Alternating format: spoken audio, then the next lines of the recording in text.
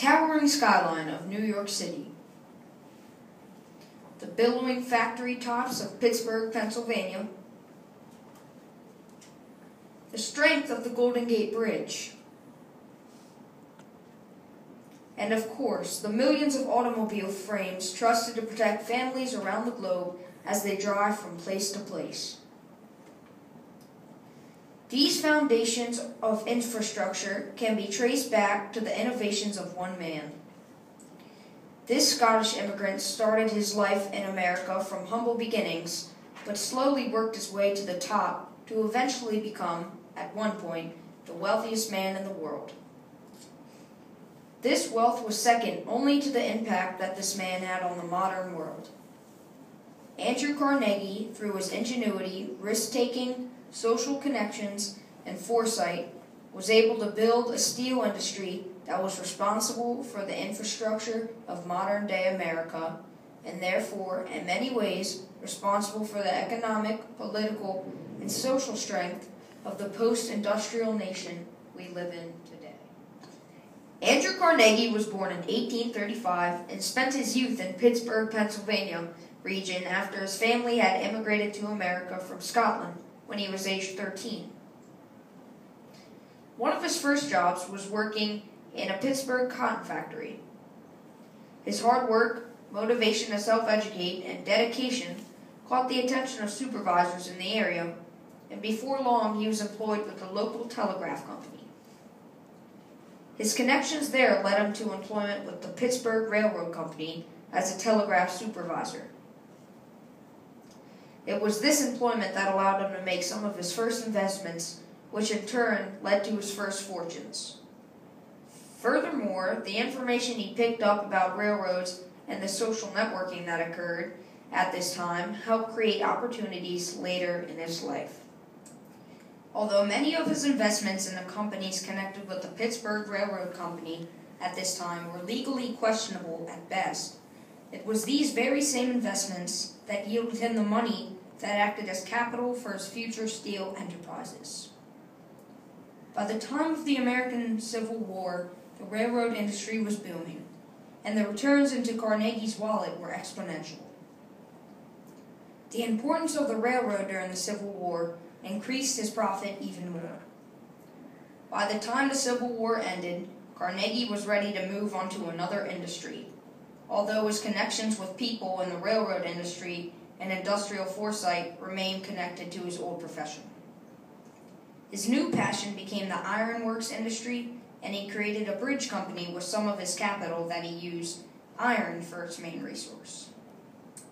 A major paradox soon emerged. Carnegie wanted to build enormous bridges, yet iron was unable to fulfill this need. After much research, he concluded that only steel could support the type of bridges he wanted to construct.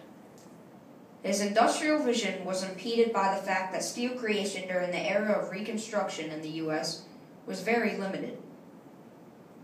Steel was expensive to produce and even more difficult to produce in mass quantities that was large enough to build bridges with. Andrew Carnegie overcame this obstacle when he determined to complete a bridge project over the mighty Mississippi River. The Eads Bridge Project was an attempt to build a steel bridge into St. Louis across the Mississippi.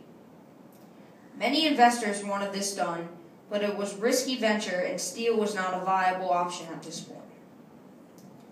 In the 7 years it took to complete this bridge, Andrew Carnegie used almost all of his capital to find a way to use steel in building this bridge. He came close to a financial collapse, but in 1874, the completion of this bridge marked the beginning of a new era in industry.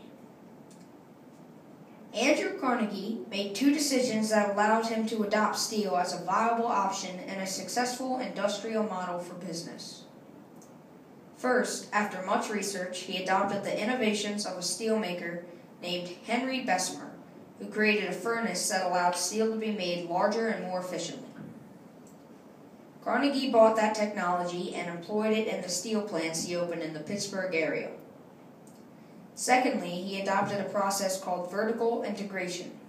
Again, using his great amounts of capital, he supplied all aspects of the steel manufacturing process, from raw materials to furnaces and factories. This monopoly of the complete steel-making process cost money up front at first, but kept costs of steel down over a long period of time while making steel affordable to possible consumers. In a demonstration done in 1874 to prove to the public the strength of steel, an elephant, thought to be the heaviest land creature ever, was marched across the middle of the Eads Bridge. This not only marked a sign of confidence for people of St. Louis, but it was also a metaphor for the world-changing new industry of steel. The steel industry changed the way building was done. Railroads began to use steel, skyscrapers were built with steel, and bridges along with much more. This brought great wealth to Andrew Carnegie and ushered the U.S. into a new era of economics. With this wealth came struggle. Carnegie was competing with other great capitalists at this time, including John D. Rockefeller and J.P. Morgan. The competition many times led to illegal and behind-the-scenes troubles. Competition drove them to try and hurt others in the world of business. Furthermore, as Carnegie's plans grew, so did his labor force. As his workers called out for improved working conditions, high-ranking managements of Carnegie's, like Henry Frick, a relentless capitalist himself, fought back against those labor movements with violent tactics and force, as in the Homestead Strike. This, along with events like the Great Johnstown Flood, which caused innocent deaths due to Carnegie's apathy to land he owned and was required to upkeep, started to make Andrew Carnegie look like a greedy, uncaring capitalist of the people. This was not an image Carnegie cared for at all. Eventually, he would redeem this in the philanthropy later in life. By the turn of the century, Carnegie was considering retirement. His company, Carnegie Steel, was one of the most profitable in the world and had changed the landscape for modern America. Another capitalist named J.P. Morgan had his eyes on Carnegie Steel. After some secret negotiations between insiders, an agreement was made in March 1901 for J.P. Morgan to buy Carnegie Steel for $480 million. This was the largest personal commercial transaction that had ever taken place up until that point. It would amount to be about $13.5 billion today. Andrew Carnegie walked away with about $225 million personally, and Carnegie Steel became U.S. Steel. By this time, Carnegie had made a huge impact on the world through his business, but it was after his retirement the second part of his legacy began. Carnegie spent his retirement giving. Sometimes it was in the form of knowledge, with books such as The Gospel of Wealth, acting as board member for Cornell University, or teaming up with politicians to speak out against imperialism. Most times it was in the form of finances. He spent almost his entire fortune on others while he was alive. He built libraries throughout the East Coast, but primarily near his childhood home of Pittsburgh. He created the Carnegie Institution of Washington, D.C., and Carnegie University, now part of the Carnegie Mellon University. Furthermore, he donated large sums of money to further education in Scotland and to Booker T. Washington to help the cause of the African Americans in the U.S. He did have a daughter with his wife in 1897, and although she carried on the Carnegie name, the legacy of Carnegie lives on in the realm of education, and perhaps more than a coincidence that those very buildings that house the books and the cars that take us to the Carnegie libraries we use, and the bridges that carry people of all colors to similar destinations, were in some way affected by the actions of Andrew Carnegie. Industrialist, capitalist, philanthropist, and innovator. A model of what many view as the potential ingrained in the American dream.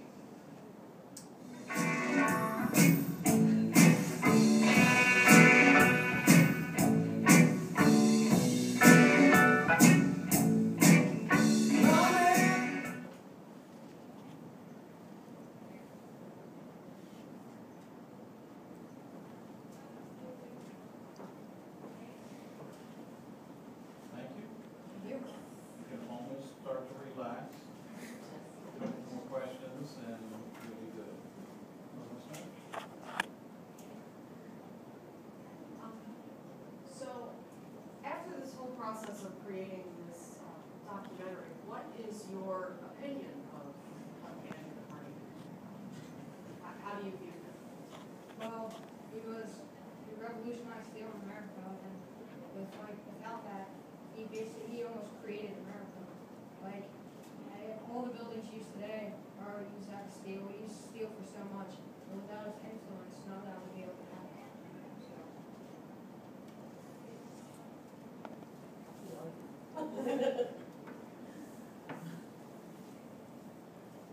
Was there anything that you wanted to include but couldn't find a way to fit it in, or were you able to pretty much get everything that you want to cover in your presentation? I think almost everything that I wanted to cover. Maybe I was thinking, I tried to focus more on the impact today than rather at the time. And maybe I would like to focus a bit more on the impact at the time, not just today. But other than that, I think I almost everything I wanted. How has this project affected you? The whole thing, not just what you learned here, but how have you been affected by History Day in general? Well, I spent a lot of time researching the project and all, and And survived. yeah. And it kind of opened my mind to things that, when you look at a building, you see, oh wow, it's a tall building, but after doing this, you kind of think more in depth, what was used to make that building, what would have happened if Carnegie wasn't alive and never did what he did for steel, what would they be made out of? Your process paper said you did a documentary last year as well. Could you talk a little bit about how maybe this year was different, or what you learned from last year that you think made your project this year better? Last year I did a documentary on the Beatles, and so obviously it was a different topic, but having the knowledge of, I used the same Windows Movie Maker, I used that for both years, so I had a better understanding of how that worked, and so it did allow me to focus more on talking and stuff rather than messing with all the electronic stuff. And it gave me an idea last year. I tried to mess around with a lot of the slides and all, and I think the judge said just keep it